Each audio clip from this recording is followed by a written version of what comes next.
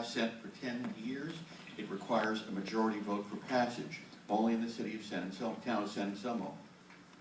In your mind, what are the pros and cons of Measure D, and do you support or oppose Measure D? Matt Brown. Thank you for the question.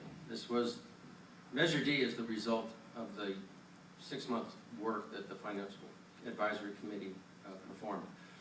I support Measure D. There are a lot of reasons to support Measure D. The Measure D is a transactions and use tax that raises money from basically sales tax.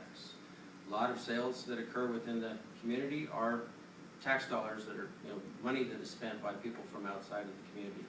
It is a relatively small amount of money, and it is commensurate with our neighbors. And for that and many other reasons, how the money comes in and how we spend it as a town, it makes a lot of sense.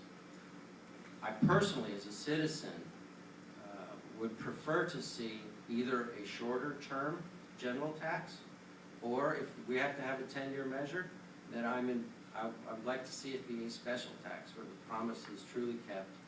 I can imagine a scenario where, 10 years from now, the promises of fixing the roads are forgotten. We have other fiscal emergencies, and we spend the money in that direction.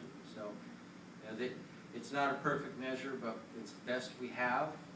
I would propose that we put this one safely in the fairway, and then come back a couple years and try and perfect it. Well, meanwhile, we have this one on the books. I support Measure D.